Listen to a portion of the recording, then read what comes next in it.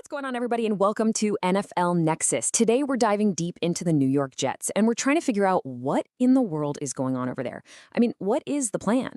We're going to look at a foundation that completely crumbled, star players getting shown the door, and a whole bunch of decisions that, frankly, look a lot less like a genius strategy and a lot more like a team just giving up. If you're looking for the real story, the deep dive, you are absolutely in the right place, so let's get into it. It all kicked off with this tweet. Just minutes after the news breaks that he's been traded, Pro Bowl edge rusher Jermaine Johnson does the classy thing. He posts a nice, polite goodbye to the Jets and their fans. And then, like a second later, he posts this. All caps, expletives, pure, unfiltered joy. I mean, talk about whiplash. Going from the polite farewell to this is not a guy who's sad he's leaving. This is a guy who feels like he just escaped from prison. And seeing that raw emotion, well, it makes you ask some pretty tough questions, right? Why would a player who was supposed to be a core piece of your franchise, a first-round pick, a Pro Bowler, be so ridiculously happy to get away? And more importantly, what does his exit and some of the other moves the Jets have made really tell us about the state of that organization? Because as we're about to see, these aren't just random roster moves. They're symptoms of a much, much bigger problem. All right, so here's how we're going to break this all down. First, we're going to tackle the core four myth. You know how that supposed foundation just fell apart. Then we'll look at the story of Jermaine Johnson, a Pro Bowler in exile. After that, we're diving into Breece Hall's situation, which is basically a gilded cage. From there, we'll zoom out and look at the anatomy of a meltdown to see the full disaster. And finally, we'll ask the big question, is any of this a real strategy or is it just surrender? Okay, let's start with what was supposed to be the future of this team, that legendary 2022 draft class. I mean, people were calling it a franchise-altering draft, the group that would finally make the Jets good again.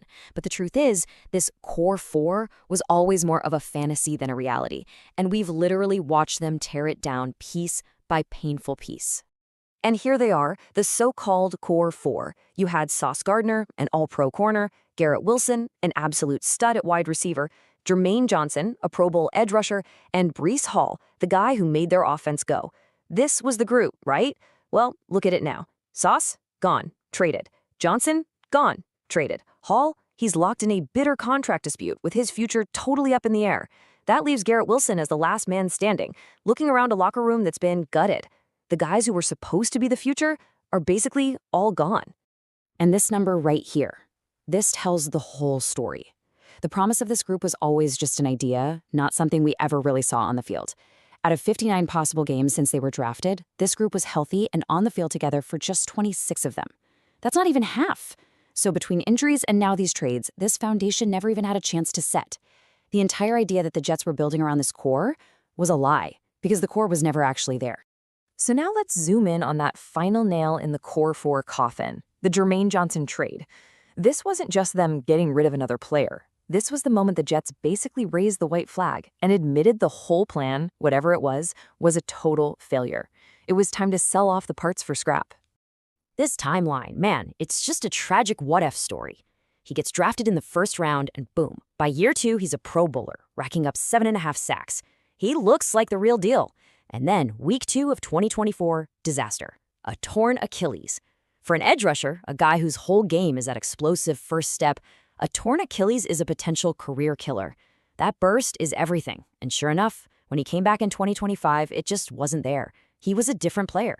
His sack numbers fell off a cliff, down to just 3. And that's all the front office needed to see to decide he wasn't worth the money anymore. Now, if you take the emotion out of it and just look at the money, you can kind of see their cold, calculated logic. They saw Jermaine Johnson, a 27-year-old coming off a catastrophic injury with a guaranteed salary of $13.4 million. Then they saw T'Vondre Sweat, a 24-year-old run stuffer who costs a mere $1.6 million. That's an 88% savings on the salary. This wasn't really a football trade, it was an accounting move. They swapped an expensive, maybe declining pass rusher for a cheap young guy to eat up blocks while they burn the whole thing down and rebuild. And get this is the best part. Where does Johnson end up? Tennessee. Who's running the show over there? His old head coach, Robert Saleh, the same guy the Jets fired after he went 20-36.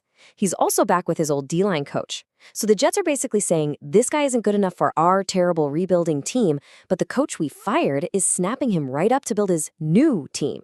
You can't make this stuff up. The irony is just off the charts. Okay, so let's shift gears. We've talked about a player who got out, Now let's talk about the one who feels trapped. The whole situation with Breece Hall, who is without question their best offensive player, is a perfect example of this power struggle between a star player trying to get paid and a front office that holds all the cards. I want you to just look at this number, 10 years. That is how long it had been since a New York Jets running back ran for 1,000 yards. A full decade. Just think about all the different quarterbacks, coaches, and offensive schemes that have come and gone in that time. The Jets have been desperately searching for an offensive star for so long, and they finally get one in Breece Hall, a guy who breaks that streak on a 3-14 team when every defense knew he was the only threat. And what's his reward? Getting backed into a corner. And how'd they back him into a corner? With the franchise tag. Now, it's really important to understand what the tag actually is. It sounds prestigious, right? You're the franchise guy. They pay you like a top 5 player, but in reality, it is a weapon of control. It's a team saying, nope, you're not getting a long-term deal, you're not getting life-changing security, and you're definitely not testing free agency to see what you're worth. You're our property for one more year. It's a high-paying prison cell. And this chart really shows you the dilemma. Sure, on the surface, Breece Hall's one-year tag salary of $14.5 million looks great next to Javonte Williams' average of $8 million a year. But look at the big picture. Williams got a 3-year deal. He got $24 million in guaranteed security. For a running back whose career could end on any given play, that security is everything. Hall gets a big 1-year paycheck, but he's one bad step away from his career earnings being destroyed. It's security versus a lottery ticket. And you can just hear how worn out he is in his own words. After fighting for a real contract for months, this is what he's left with. Whatever happens, happens. That is not the sound of a happy player. That's not a guy who feels valued. That's the sound of a guy who finally realized the team has all the power and he's just got to take what they give him. They completely broke him down. And if all that wasn't bad enough, you have this little bit of internal drama. Despite clearly being the most valuable player on that offense, Hall's own teammates didn't vote him team MVP. Nope, that went to a special teamer. There were whispers that some guys in the locker room weren't happy with how he carried himself late in the season. Now, who knows what's true, but when your best player isn't getting recognized by his own guys, it points to a much deeper problem than just a contract. Okay, so we've seen the players' stories. One guy gets exiled, another feels trapped. Now it's time to pull the lens back and see how these are all connected to the bigger picture. Because these aren't just sad stories, they're pieces of evidence in a full-blown organizational meltdown. Just look at that number, 0. I'm going to let that sink in for a second. This might be the single most embarrassing, most pathetic statistic for an NFL team in the modern era. And that 0 stands for the number of interceptions the New York Jets defense had for the entire 2025 season. I'm not kidding. 0. The Jets were the first team since 1933 to play an entire season and not intercept a single pass. That's before World War II. They let opposing quarterbacks throw 36 touchdowns on them, and not once, not one time did a Jets player catch the ball. That is not just bad defense. That is a level of incompetence that is honestly hard to even wrap your head around. And that 0 is just the start of it. I mean, the whole rap sheet is just damning. Their defense was ranked 30th in efficiency. They gave up almost 30 points a game, second worst in the entire league. They're drafting 8 of their 11 first-round picks from 2015 to 2022 are already off the team. And that $75.6 million in dead cap, that's money they're paying for players to not play for them. It's all just so bad that the head coach, Aaron Glenn, had to fire his defensive coordinator and now says he's going to call the plays because it's his superpower.